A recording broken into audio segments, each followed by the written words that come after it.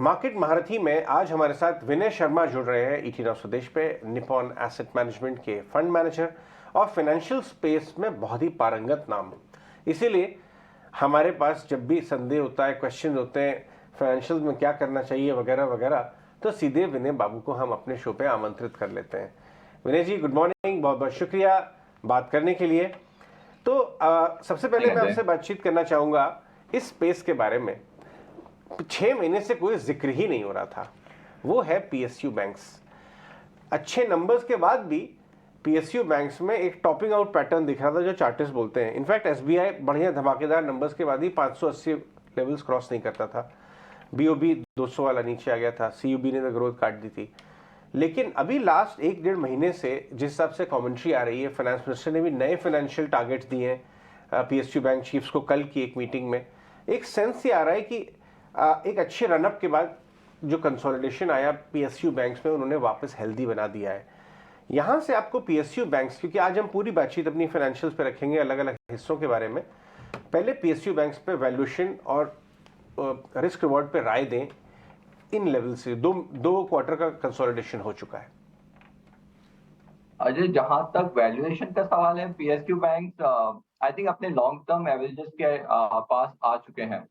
तो वैल्यूएशन उतने एक्साइटिंग नहीं है जितने कि 2-3 साल पहले थे, जब 2019-20 जब इंडिया अपने एनपीएल क्राइसिस से बाहर निकल ही रहा था।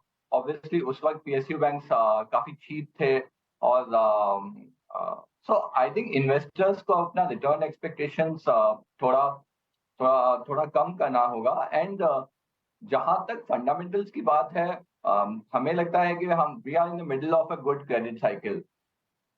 तो हम क्रेडिट ग्रोथ, क्रेडिट क्वालिटी दोनों पे काफी ऑप्टिमिस्टिक है इस समय, और हमको नहीं लगता कोई बड़ा रिस्क क्रेडिट ग्रोथ या क्रेडिट क्वालिटी में अगले 1-2 साल में आ सकता है। एंड जनरली पीएसयू बैंक्स इस तरह की साइकिल में अच्छा परफॉर्म करते हैं। एंड कंपेयर टू जहां मार्केट है टुडे, जहां निफ्टी और ब्रॉड मार्केट्स का वैल्यूएशन है, पीएसयू बैंक्स उस कंपैरिजन में स्टिल काफी रीजनेबल हैं। तो देयरफॉर हम पीएसयू बैंक्स पे अभी भी ऑप्टिमिस्टिक हैं।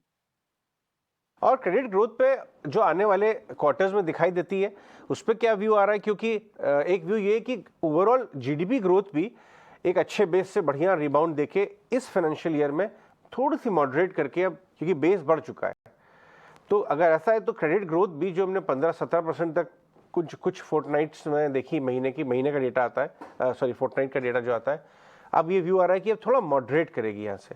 क्या ये सही? अगेन अजय, थोड़ा मॉडरेशन होना लाजमी है, बिकॉज लास्ट ईयर का बेस काफी हाई है। लास्ट ईयर हमने जो ग्रोथ देखी है हाई टीन्स में, आई थिंक वो ग्रोथ वापस आना थोड़ा मुश्किल है इस साल, because of base effect and because of last year was impact of Covid, और वहां से बाउंस बैक हुआ था। आई थिंक अब हम नॉर्मलाइज सिनेरियो में आ गए हैं। नॉर्मलाइज हमने देखा है कि credit growth generally 1.2 to 1.3 times nominal GDP growth रहता है। तो अगर आपका नॉमिनल जीडीपी ग्रोथ 10-11% के आसपास है, तो मिड टीन्स क्रेडिट ग्रोथ अभी भी पॉसिबल है। एंड जहां तक सेगमेंट्स की बात करें, अगर हम ग्रोथ में काफी सारे सेगमेंट्स में डिसेंट ग्रोथ इन्वेस्टर्स करना मुश्किल नहीं है at this point of time. Corporate credit cycle काफी सालों बाद इंडिया में स्टार्ट हुआ है last year, and both private capex and government capex पे हमारा व्यू काफी ऑप्टिमिस्टिक है, एंड देयरफॉर वहां पे ग्रोथ जारी रहनी चाहिए। इंडिया का हाउसिंग साइकिल 2019-20 से स्टार्ट हुआ, फिर से काफी सालों तक फ्रॉम 2013-14 to 2020 इंडिया का हाउसिंग साइकिल कुछ खास नहीं करा था। अभी हाउसिंग साइकिल काफी अट्रैक्टिव लग रहा है, एंड वहां से डिसेंट ग्रोथ आनी चाहिए। एमएसएमई, एसएमई, रिटेल, ये सेगमेंट्स तो स्ट्रक्चरली इंडिया में ग्रो कर ही रहे हैं, एंड आई थिंक वो कंटिन्यू रहना चाहिए। सो ओवरऑल अगर आप क्रेडिट के सेगमेंट देखेंगे, कहीं भी ऐसा मेजर स्लो डाउन का चांस तो नहीं नजर आ रहा है इस वक्त। राइट, बिल्कुल विनय, आपने एमएसएमई सेक्टर्स की बात की, और हमने देखा भी है कि मार्जिन और प्रॉफिटेबिलिटी भी इन स्पेसेस के लिए, एमएसएमई स्पेस के लिए, एनबीएफसी स्पेस के लिए अच्छी दिखी है। क्या ये एक नदर क्वार्टर हो सकता है जहां स्ट्रॉन्ग ग्रोथ देखने को मिल सकती है स्पेस में? तो अगेन अगर आप थोड़ा सा 3-4 साल पीछे जाएंगे, MSMEs were hurt because of 2-3 events. पहले GST इम्प्लीमेंटेशन हुआ, उसके बाद डिमोनेटाइजेशन हुआ, उसके बाद कोविड आ गया। I think after many years, last 1 or 2 years and this year, ये normalized years हैं जहाँ पे कोई ऐसा मेजर इकोनॉमिक शॉक नहीं है, कमोडिटी कॉस्ट नीचे चले गए हैं, इन्फ्लेशन अंडर कंट्रोल है, प्रॉफिट मार्जिन प्रॉब्ली काफी हेल्दी रहेंगे across segment. So to answer your question, I think this year for general corporate profitability decent होने वाला है। That the same thing remains true for MSE, SME, MSME as well. I think जहाँ पे थोड़ा slow down का risk है वो है एक्सपोर्ट ओरिएंटेड SME, MSME। अगर यूएस और यूरोपियन स्लो डाउन, जिसके आसार काफी समय से लग रहे हैं given the interest rate hike, अगर वो स्लो डाउन एक्सपेक्टेशन से थोड़ा ज्यादा हुआ तो export oriented MSME, SME slightly hit हो सकते हैं। But other than that, at least domestic oriented corporates, उनका shape looks very healthy at this point.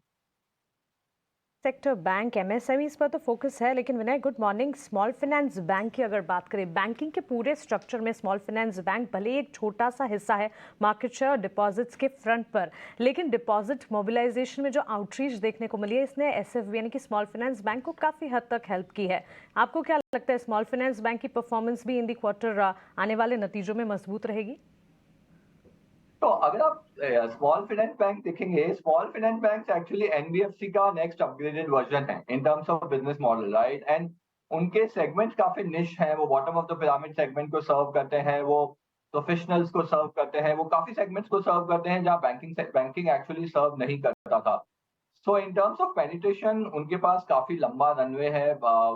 I think वो कई सालों तक फास्ट ग्रोथ देन सिस्टम कर सकते हैं given the kind of segment that they serve. And जहां तक डिपॉजिट ग्रोथ का सवाल है, most of the small banks are actually giving much higher rate than market, and उस वजह से उनका डिपॉजिट ग्रोथ भी स्ट्रॉन्ग है। एंड ऑब्वियसली बेस इफेक्ट है, उनका बेस स्मॉल है, तो it's easy to grow balance sheet at a smaller base than at a larger base. So a combination of all this, combination of a good microfinance cycle, bottom of the pyramid, जैसे कि हमने बात करी MSME, SME, same applies for bottom of the pyramid की bottom of pyramid भी shock से बाहर निकला है काफी सालों बाद, तो वहां पर भी अब थोड़ा रिवाइवल होना चाहिए। और जो सेगमेंट्स वो सर्व करते हैं, व्हीकल्स, ट्रेडर्स, उन सब सेगमेंट में थोड़ा ग्रोथ का सिनेरियो काफी ऑप्टिमिस्टिक है for the next few quarters. So overall combined all this, I think हम small finance banks में at this point they look fairly attractive. In fact मैं इस पे आपसे एक और सवाल पूछना चाहूंगा विनय, अगर हम M&M फाइनेंस को देखें, L&T फाइनेंस को देखें, श्रीराम फाइनेंस में भी यूज ट्रक फाइनेंसियर का काफी बड़ा हिस्सा है। इनफैक्ट एक कंपनी जो कंपनी बॉम्ड आउट हो गई थी एक टाइम पे, इंडोस्टार, लोग भूल गए थे कि वो एग्जिस्ट भी करती है ट्रक फाइनेंसिंग में, वो भी एक रेजरेक्ट अपने आप को करने की कोशिश कर रही है, वापस आने की कोशिश कर रही है। ये व्हीकल फाइनेंसियर्स पे आपका क्या व्यू है, वैल्यूएशन पे? आपने कुछ पोजीशन इसके तरफ देखी हुई है अपने फंड में?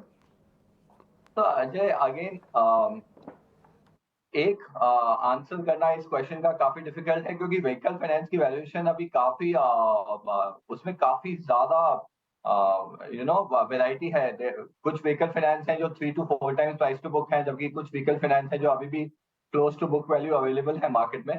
सो एक सिंगल आंसर देना तो काफी मुश्किल है, बट मैं ये कहना चाहूंगा कि अगर आप हिस्टोरिकल ट्रैक रिकॉर्ड देखें, बिजनेस मॉडल देखें, जहां पर क्रेडिट क्वालिटी अक्रॉस ईयर्स कोई बड़ा नेगेटिव न्यूज नहीं आया है, generally vehicle as a segment has started to do well. Last year growth in 4 wheelers was very strong.